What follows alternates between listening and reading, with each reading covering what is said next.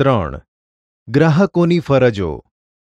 વિદ્યાર્થી મિત્રો, ગ્રાહકો જેમ પોતાના અધિકારો માટે સાવધ રહે છે, તેમ તેણે તેની જવાબદારીઓ કે ફરજો પ્રત્યે પણ એટલી જ સજાગતા રાખવાની છે. 1. ગ્રાહકોએ ખરીદી વખતે ચીજવસ્તુ કે સેવાની સાચી પસંદગી કરવી જોઈએ. વસ્તુની ખરીદીમાં ગુણવત્તા, વાજબી ભાવ, ગેરંટી કે વોરંટી, વેચાણ પછીની સેવા કે BIS, ISI કે એગમાર્ક જેવા ગુણવત્તાના માનક ચિહ્નો નિશાનીવાળી જ વસ્તુઓ ખરીદવી જોઈએ. વીજળી કે ઇલેક્ટ્રોનિક્સ ઉપકરણોની ખરીદી વખતે સ્ટાન્ડર્ડ કે બ્રાન્ડ નામવાળી વસ્તુની ખરીદીને જ પ્રાથમિકતા આપવી જોઈએ. 2. ખરીદી સમયે અનેકવિધ વસ્તુઓમાંથી વસ્તુની પસંદગી અંગેનો નિર્ણય લેતી વખતે વસ્તુ વિશેની તમામ માહિતી, લેબલ અને જાહેરાત મુજબ ચકાસીને, ખાતરી કરીને સમજુ અને જાગૃત ગ્રાહક બનીને જવાબદારીપૂર્વક નિર્ણય કરી ખરીદી કરવી જોઈએ. ગ્રાહક તરીકે તેના નિર્ણયમાં વ્યવહારમાં શાણપણ, બુદ્ધિપૂર્વકનું ગણતરીબાજ તરીકે વિવેકદ્રષ્ટિપૂર્વકનું વર્તન હોવું જોઈએ, જેથી તે શોષણ અને છેતરપિંડીથી બચી શકે છે. 3.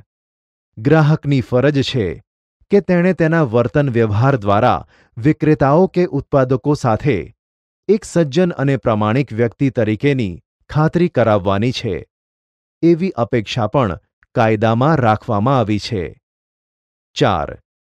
ગ્રાહકે ખરીદેલ માલ કે સેવાનું પાકું બિલ કે નાણાં ચૂકવ્યાની પાકી રસીદ લેવાનો આગ્રહ રાખવો તથા વોરંટી કાર્ડ પણ વિક્રેતા પાસેથી ભરાવીને દુકાનના સિક્કા સાથે વેપારીની સહી લેવાનો આગ્રહ રાખવો જોઈએ. 5.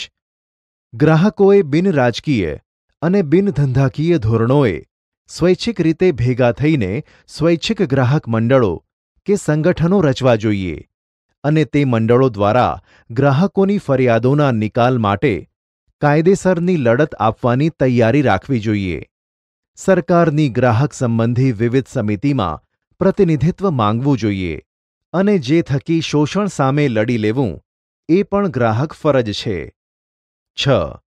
ગ્રાહકોએ તેમની સાચી ફરિયાદ સામે સંબંધિત વિભાગના અધિકારીને મૌખિક અથવા લિખિત સ્વરૂપમાં અચૂક રજૂઆત કે ફરિયાદ કરવી જોઈએ. વ્યાપક હિતોને સ્પર્શતી ફરિયાદોના નિવારણ અર્થે ગ્રાહક મંડળોનો અને વિવિધ સેવાભાવી સંસ્થાઓનો સહકાર પણ પ્રાપ્ત કરવો જોઈએ.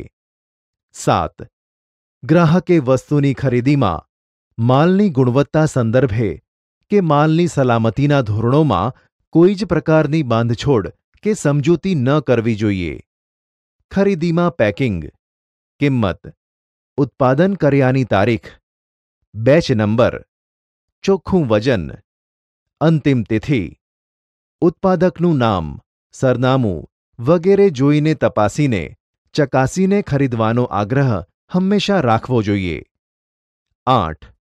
ખરીદતી વખતે માલ ભળતો હોય, બનાવટી કે નકલી હોય, વજનમાં ઘટ પડતી હોય તો તરત જ ગ્રાહકે વેપારીનું ધ્યાન દોરવું જોઈએ અને વેપારી પાસેથી ફરિયાદના નિકાલમાં વિલંબ થાય તો સત્તામંડળો કે ગ્રાહક કોર્ટ સમક્ષ દાદ માંગતી અરજી કરવી જોઈએ.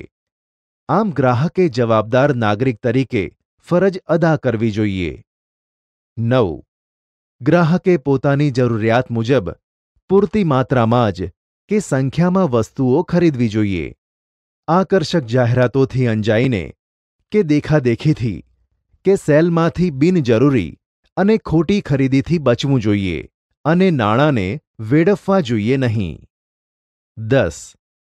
ખરીદી વખતે વજનના માપિયા, વજન કાંટો, તોલમાપના સાધનો કે ઇલેક્ટ્રોનિક્સ યંત્રો બરાબર છે કે કેમ તેની ખાતરી ગ્રાહકે કરવી જોઈએ. તોલમાપના સાધનોની નિયમિત ચકાસણી અને ખરાઈ વખતોવખત તપાસ અધિકારી દ્વારા થઈ છે કે નહીં તેની ખાતરી કરવી જોઈએ. જો સાધનો દર વર્ષે પ્રમાણિત કરાવેલા ન હોય તો તોલમાપ અધિકારી, કાનૂની માપ વિજ્ઞાન અને નિયામક ગ્રાહક બાબતોની સ્થાનિક કચેરીમાં સંપર્ક સાધીને ધ્યાન દોરવું જોઈએ અને જરૂર પડે ફરિયાદ કરવી એ જાગૃત અને જવાબદાર ગ્રાહકની ફરજ બને છે. 11. ગ્રાહકે ઘરે ગેસ સિલિન્ડર આવે તો તેનું સીલ તપાસવું કે તે અકબંધ છે કે નહીં.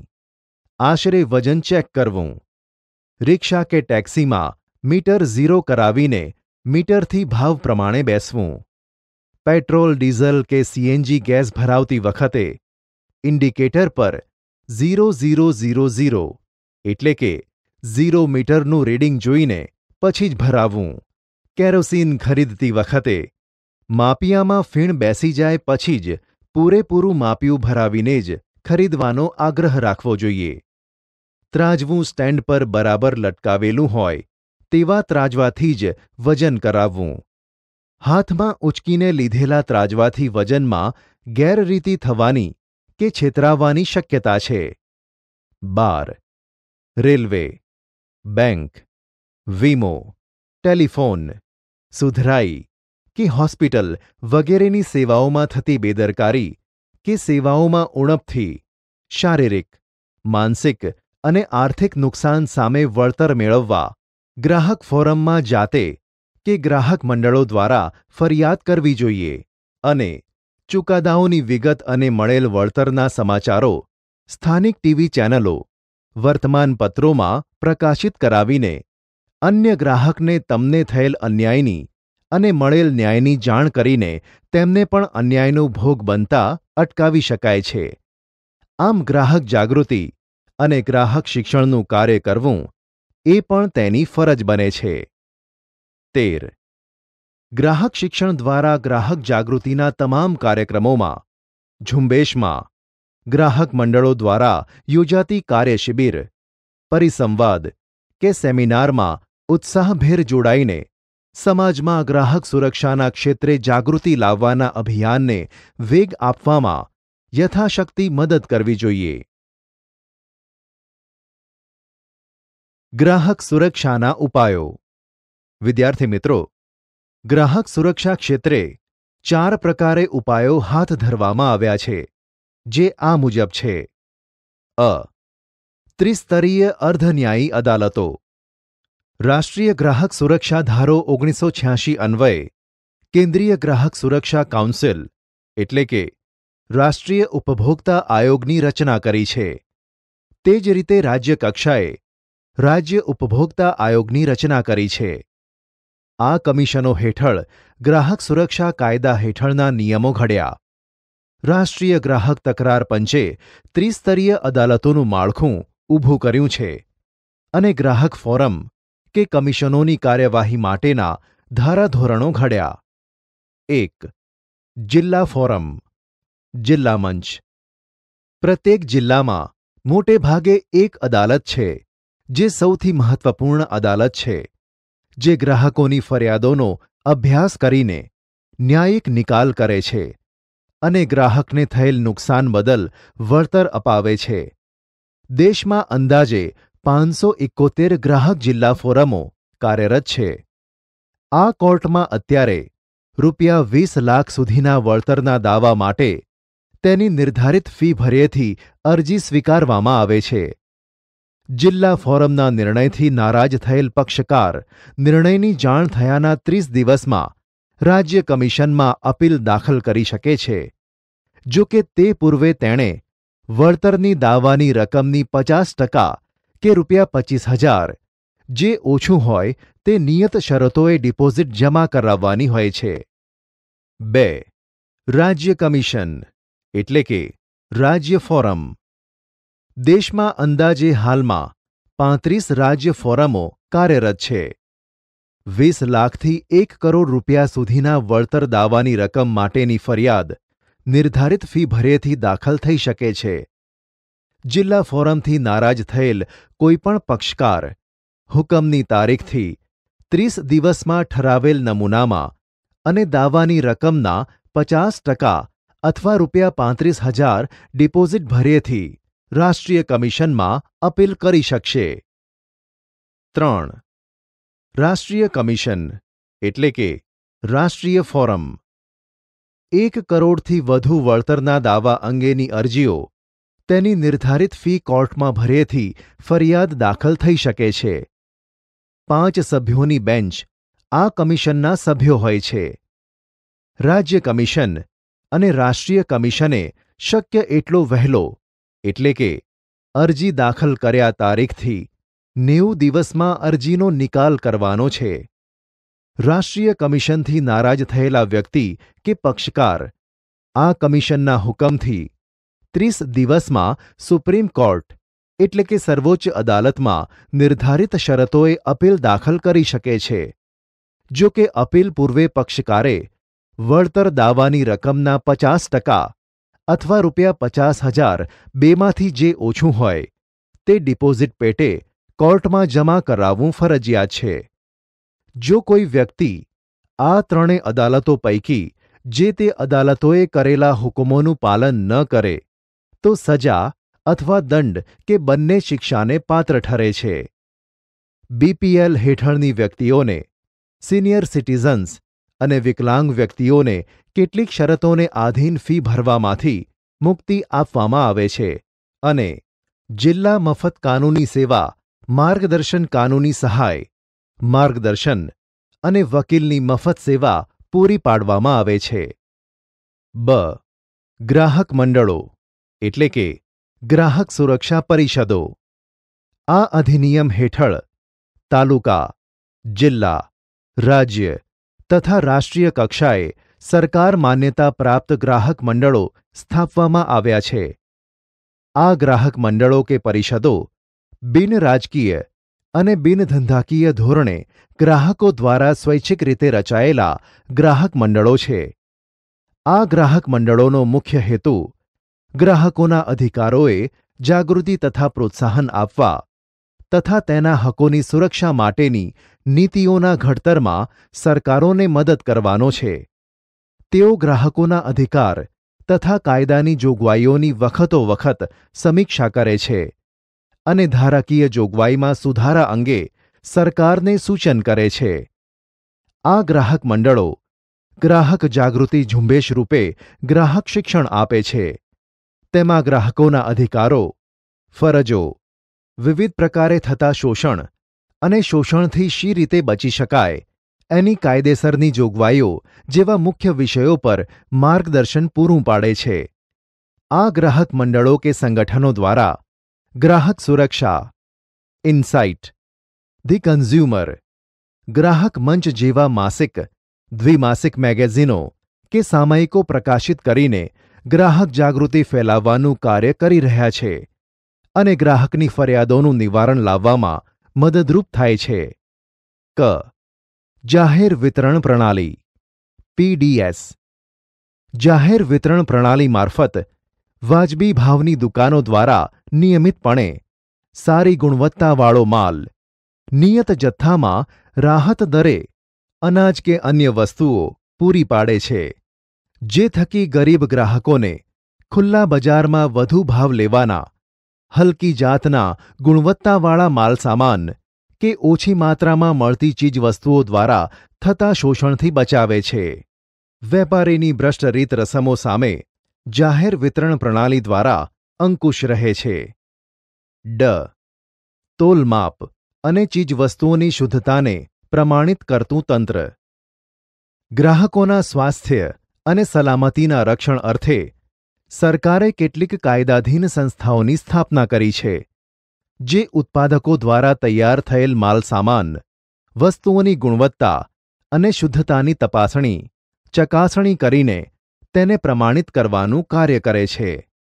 ભારત સરકારે ગુણવત્તાનું નિયમન કરવા માટે ઈસવીસન 1947માં ઇન્ડિયન સ્ટાન્ડર્ડ ઇન્સ્ટિટ્યૂટ ISI નામની સંસ્થા સ્થાપી હતી, જે પાછળથી ઈસવીસન 1986માં બ્યુરો ઓફ ઇન્ડિયન સ્ટાન્ડર્ડ્સ નામે ઓળખાય છે, જે યોગ્ય ગુણવત્તા ધરાવતા વિવિધ ઉત્પાદકોને ISI માર્કો ઉત્પાદકીય ઉપકરણો પર વાપરવાની છૂટ આપે છે. ખેતી પર આધારિત ચીજવસ્તુઓ, વન પેદાશો, બાગાયતી અને પશુ પેદાશોની ગુણવત્તાના માનક એગમાર્ક લગાડવાનો કાયદો ખેતીવાડી ઉત્પન્ન બજાર કાયદો 1937 હતો. ભારત સરકારના માર્કેટિંગ ઇન્ટેલિજન્સ સંસ્થા એટલે કે DMI દ્વારા એગમાર્ક વાપરવાનો પરવાનો આપવામાં આવે છે. જો ગ્રાહકને માર્કા સંબંધી શંકા જાગે તો તે BISના નજીકના પ્રાદેશિક કાર્યાલયમાં ફરિયાદ કરી શકે છે. આ ઉપરાંત સોનામાં દાગીનાની ખરીદી વખતે પણ BSI માર્કાની સાથે સોનાની શુદ્ધતાનો નંબર, દાખલા તરીકે 916 એટલે કે 22 કેરેટ સોનાની શુદ્ધતા દર્શાવતું માર્કા સાથે હોલમાર્ક કેન્દ્રનો લોગો, જે તે વર્ષમાં હોલમાર્કિંગ થયું હોય તે વર્ષનું ચિહ્ન, દાખલા તરીકે જે એટલે 2008 ઉપરાંત જ્વેલરી બનાવનાર અને વિક્રેતાનો લોગો શુદ્ધતા અને ગુણવત્તાની ગેરંટી આપે છે. FPOનો માર્કો જામ, ફ્રૂટ, જ્યુસ, કરવેરા, કેન કે ટીનમાં પેક કરેલા ફળો, શાકભાજીના ઉત્પાદક વસ્તુ પર લગાડવામાં આવે છે. ISI ટેક્સટાઇલ, કેમિકલ, જંતુનાશકો, રબર પ્લાસ્ટિકની બનાવટો, સિમેન્ટની ધાતુઓ, ઇલેક્ટ્રોનિક ઉપકરણો પર આ માર્કો BIS દ્વારા લગાડવામાં અપાય છે. વુલમાર્ક માર્કો ઊનની બનાવટો અને પોશાકને આપવામાં આવે છે. MPO આ માર્કો માંસ, મટનની પેદાશો અને તેમાંથી બનાવેલ બનાવટોને અપાય છે. HACCP hazard analysis and critical control point આ માર્કો પ્રક્રિયા દ્વારા તૈયાર કરેલા ખોરાકના ઉત્પાદનોને BSI દ્વારા અપાય છે. ECO આ માર્કો સાબુ, ડિટર્જન્ટ, કાગળ, લ્યુબ્રિકેટિંગ ઓઇલ, પેકેજિંગ મટીરિયલ, રંગ રસાયણો, પાવડર કોટિંગ, બેટરી, સૌંદર્ય પ્રસાધનો, લાકડાના બદલે વપરાતી વસ્તુઓ, ચામડાની અને પ્લાસ્ટિકની બનાવટોને ISI એટલે કે ઇન્ડિયન સ્ટાન્ડર્ડ બ્યુરો દ્વારા અપાય છે, જે હવે BIS છે. આંતરરાષ્ટ્રીય કક્ષાએ સંસ્થાઓ.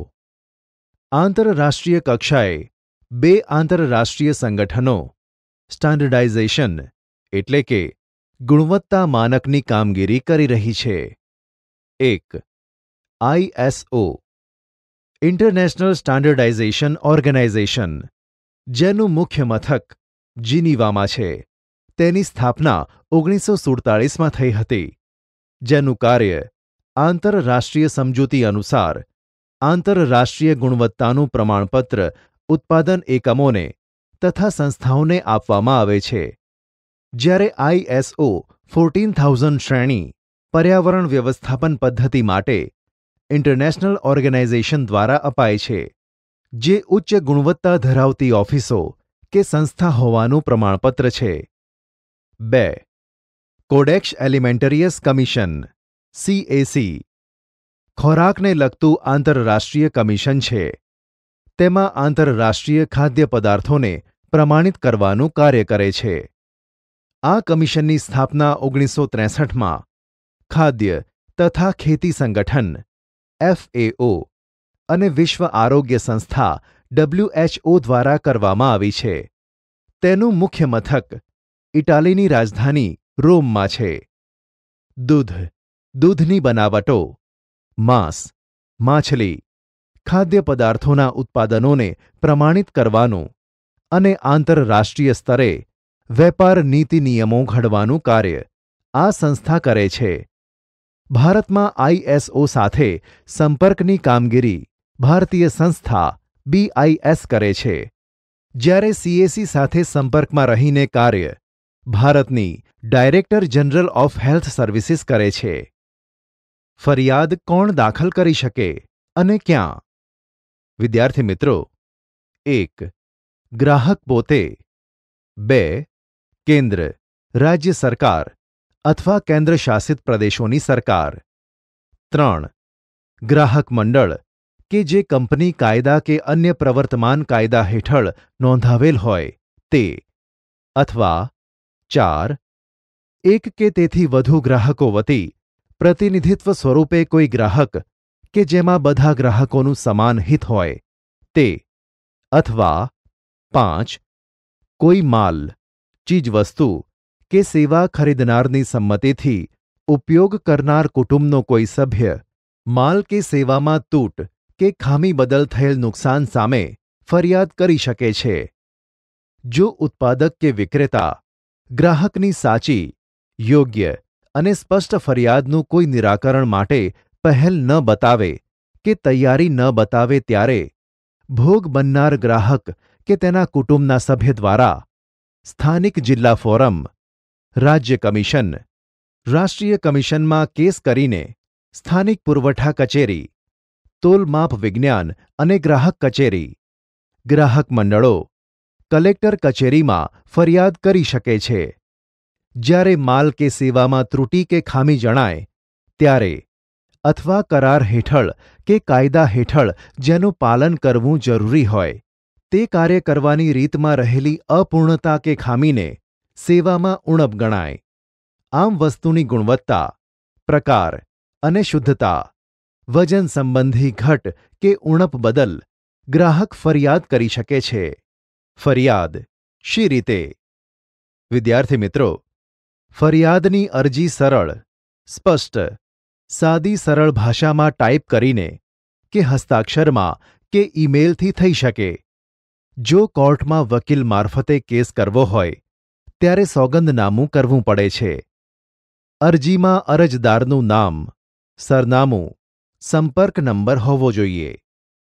ફરિયાદનું વિગતપૂર્ણ વર્ણન, ફરિયાદ માટેના કારણો સ્પષ્ટ લખવા. આરોપ સંદર્ભે જે કોઈ આધાર પુરાવા કે દસ્તાવેજો હોય તેની પ્રમાણિત નકલો બીડવી. ક્યારે પણ મૂળ પુરાવા આપવા નહીં. બિલ, બિલની કાચી કે પાકી રસીદ બીડવી. જો પેમેન્ટ ચેકથી કર્યું હોય તો તેનું અડધ્યું કે ચેકની વિગત લખવી. વિક્રેતાએ કરેલી શરતો, જાહેર ખબરની નકલ, પેમ્ફલેટ્સ કે પ્રોસ્પેક્ટર્સની નકલ બીડવી. અરજી સાથે માંગેલ વળતરના દાવાની રકમ અનુસાર નિયમ મુજબ ફી ભર્યેથી જે તે ગ્રાહક ફોરમમાં એટલે કે કોર્ટમાં ફરિયાદ દાખલ થઈ શકે છે.